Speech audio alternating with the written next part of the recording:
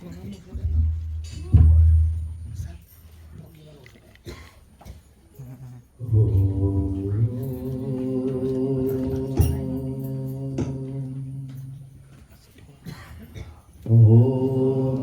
Anapatra Kritavo Ayantu Vishvatah Adavadhasa Aparitasa Udpidaha Devana Yata Sadam Vridhi Asanna Prayuvo Rakshitaro Dive Dive.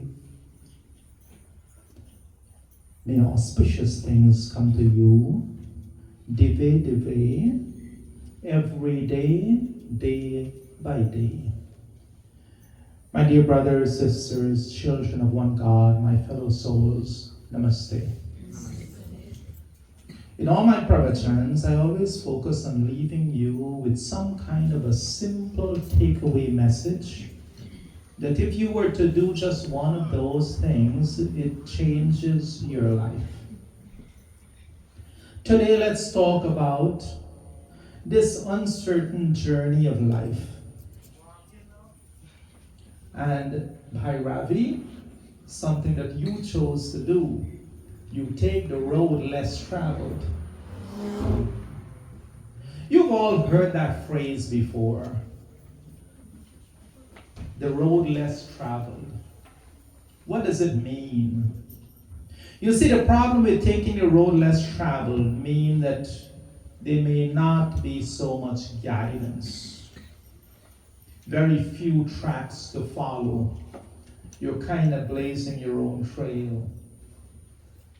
When you're going on a journey where the roads aren't good and clear, you want to travel with company who maybe possibly can help you along the way. Let's say you're going on a journey where it's snowing heavily. You want to stay on a road where you can see the tracks of the car ahead of you. You can't tell the curb from the road, the grass from the road, but hopefully there's a car there that knows where they're going and you following their tracks. I know for myself, going on long journeys and you're caught up in snow or heavy fog, I keep the tail lights of a big truck ahead of me. And they know the path and you kind of follow along. You see, in uncertain times, we all look for guidance. It is that simple. But imagine that you're going on a journey and it's a beautiful, clear day, and you've traveled this road before and there's not many cars on the road. You're actually happy that you're traveling alone. You have the road to yourself. You might be even speeding, right? But you feel comfortable driving alone because you're familiar with the road. You're confident. The road is clear, you could see, you know where you're going, all is good. You see, the spiritual journey we call life is somewhat the same. When the road is clear, we feel confident. We focus one-pointedly on the goal ahead. We know the destination. We don't feel a need to ask for guidance. But when the road is uncertain and unclear, when the path seems overwhelming and confusing and unknown, you don't understand which road to take. You look for guidance. Today, many of us are caught up in the same snowy situation. Some of us are scared. Some of us seek direction. We don't even know what is the right road. Some of us have not really formulated a destination in our minds. But we want to be in good company. Hopefully the company is now in the good direction. Moral and right direction. So sometimes we come here and there and we travel together on this spiritual journey. We are here to help each other. If one of us fall, others pick him up. Just like the snowy road, one slips off the road, someone throws him a tow rope, pull him back on the road, continue on your journey. This is how it ought to be, not pulling each other down. not insulting and demeaning each other, not coming and publicly insulting or correcting them in a public forum. Mandir is a place where we build people up, we do not tear them down.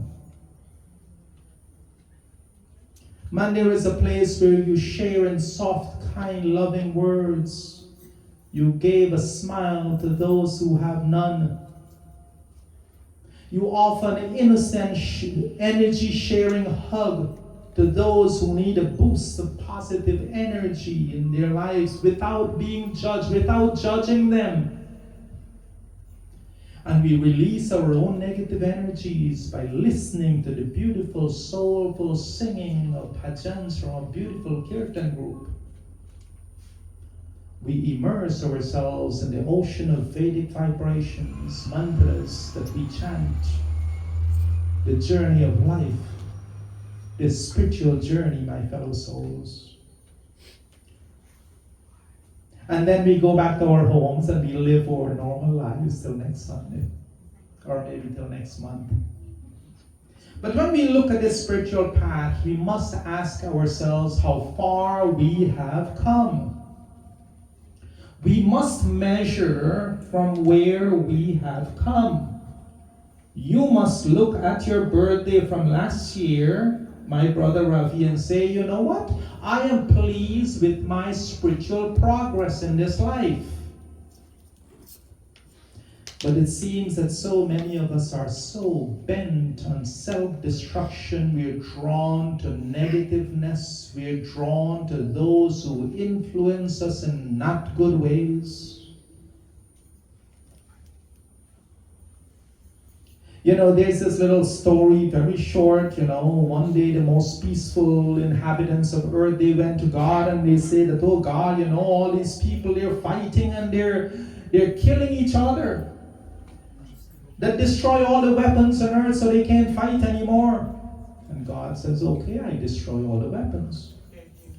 Then they went and they cut the small trees and they make spears and they start killing each other and the bloodshed continued and they went to God. God, all those trees like that size, just make them disappear. God says, okay, fine. Then they start cutting down the big trees and making clubs. And the fighting continued. Until one day, somebody suggested, how about you make it so that when someone hurts someone else, they feel the pain? How about when you make it so that when other people do something bad, they feel the repercussions? Imagine if we lived in a world where people actually cared to develop the feeling of empathy, where we could feel for each other. What kind of world would that be? Those of you who are sitting here in Mandir, we must perfect the art of empathy, feeling for each other, feeling for others, leading by example, showing others how to live, how to think, how to do, and how to be. That's what we need to become. Krinbanto Vishwamaryam. Make the universe noble by first making yourself noble, not just talking the talk. God has given us the ability to show love and patience, yet we choose to be unloving and impatient. Manusmriti, he gave us what we call the 10 pillars of dharma. So today for your birthday, let's look at these. And I won't ask you for answers or anyone for answers, but let's use these 10 pillars as a measurement. We look at each one and ask yourself the question.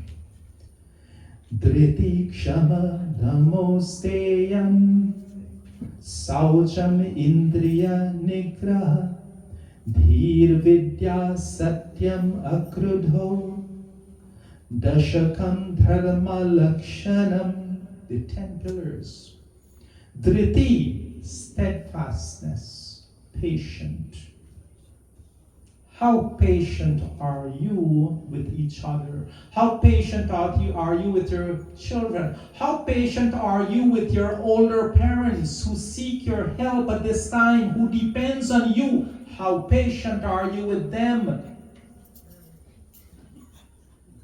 Shama, forgiveness. Think about the person you hate or you dislike in your mind. That person you avoid talking to. Have you forgiven them? Did that person's name come to mind in a moment when I spoke about it? Have you looked upon yourself and say, yes, the process of forgiveness begins with me, that I shall forgive all those people in my life who I believe might have done me wrong? That process starts with us. Dhamma, mind control. Are you constantly working on being more disciplined in your life?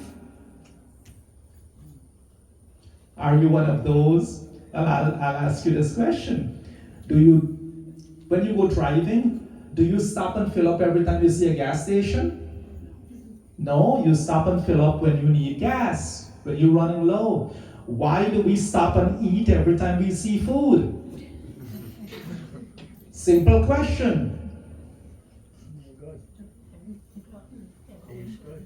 Develop the discipline so that you can control that taste good impulse. And here's the beauty about discipline. Once you instill discipline in one aspect of your life, it translates into all other places in your life. Discipline, mind control. Asteyam, non-stealing. Do you avoid taking that which is not yours? Avoid craving them. Saucham, cleanliness. Yes, many of us, most of us, I hope all of us, showered before we came to Mandir, dressed in nice, clean, beautiful clothes. Have we focused on cleansing the mind? That I'm dressed nice and beautiful. I'm going to work on keeping a clean, beautiful mind that does not have bad things in it.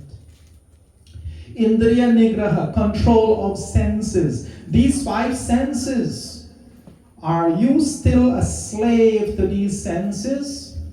Or are you consistently working so that you become the master of these senses? Again, answer to yourself. And then when you answer to yourself, tell yourself what you are going to do if you don't like the answer. Satyam, truthfulness. Do you speak truth? Do you think truth? Do you let truth guide you in all aspects of your life? Or do you just chant, Om Astoma Satkamaya Tam Soma Jyotirkamaya Mrityorma Mritam Kamaya? Are you just the parrot that just chants? Or are you one of those who activate the prayer by doing what it takes to make the prayer true in your life? Truthfulness, understanding. Do you seek to expand your level of understanding? Very curious thing about knowledge, and I love this. You look at something. Yesterday we were looking at how they drill a well just because I was curious. But then, when you learn one additional thing, it makes you understand everything you already know better. That's one of the beauty about knowledge. Vidya, knowledge. Are you every single day working on elevating your own level of thinking? Are you doing that? Or do you find yourself parking yourself in front of the TV every single day? The TV and the phone consumes your time. Oh, and yes, there's Facebook. That the number of your likes determine your state of mind. If you don't have enough likes, you're upset. If you have a lot of likes, you're happy. Have Is that what we've come to?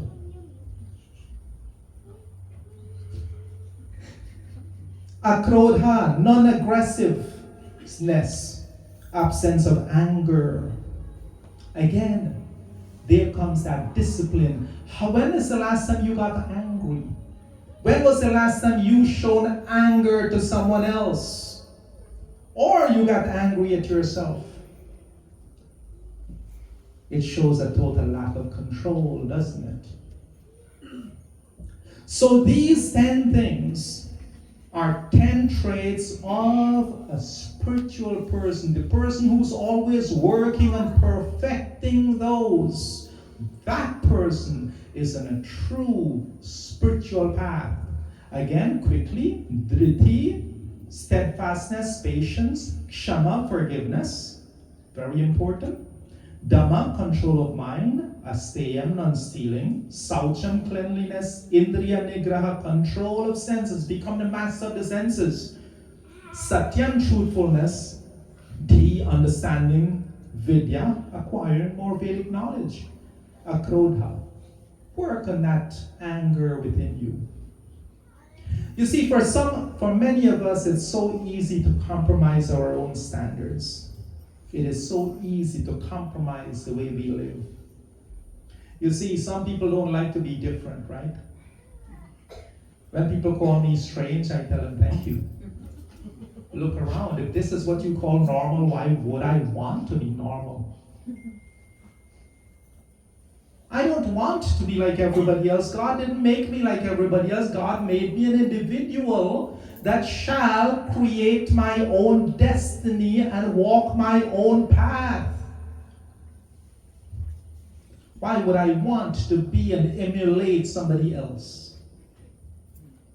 When I go to events like this, I ask myself, how many people are here to pray? You know, you go to a wedding, you go to a wake. There's people who go for different things. Some of them may go to genuinely give their concern and their sympathy. Some of them are drinking out of the car trunks. Quite an embarrassment. Any one of you here sitting here today that can influence one of those brothers of ours who does that, please work on that. And I'll leave you this last bit. My home is my temple. I would not drink in mandir. Why would I do that in my temple? I would not kill in my mandir. Why would I do that in my home temple? I would not, there's many things that I would not do here.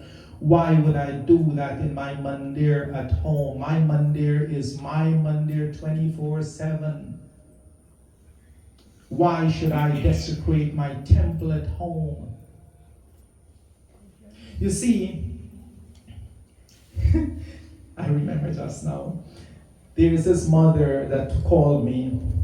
I do counsel a lot of people. She had problems with all her children and grandchildren. They all had a drinking problem. So I went to talk to her. I came to Monday, we started. When we opened the door, on the left side going in, guess what? There was this beautiful, well-stocked bar that was worth thousands of dollars. So I asked her, why do you keep a fully stocked bar of the things that creates your problem that you called me to talk about? How does it make any sense? You see, by not changing herself, by not changing the way she thinks, she remained a part of the problem. And as long as she keeps doing as she's doing, she will never ever become a part of the solution. Right? You see, we should be at that high level of thinking where we refuse to compromise our sense of values for anyone at any time.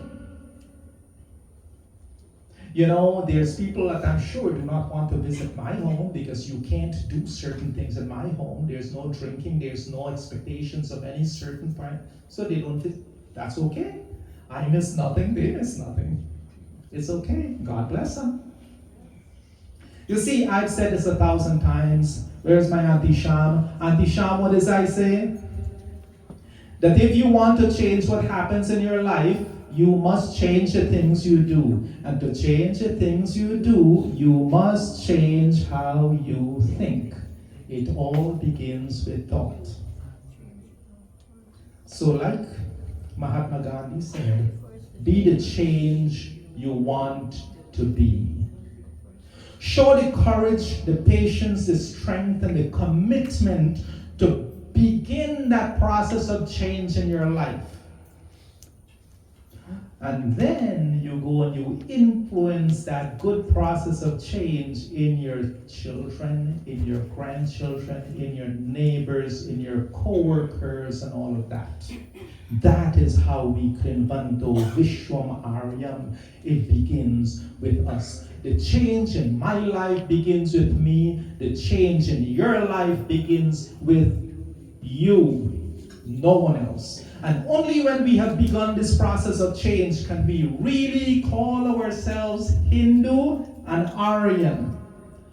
I'm sorry, my fellow souls, until then, we're Hindu and Arya by name only. That is the truth. So may God bless all of you with the determination, the strength, and the motivation to change. And my brother Ravi, a happy birthday. I thank all of you for being kind, patient, and attentive. Om Purnamada Purnamidam Purnata Purnamudachyate Purnasya Purnamadaya Purnamevavashishyate. Om Shanti Shanti Shanti Om. With love and humility in my heart. Namaste. Peace.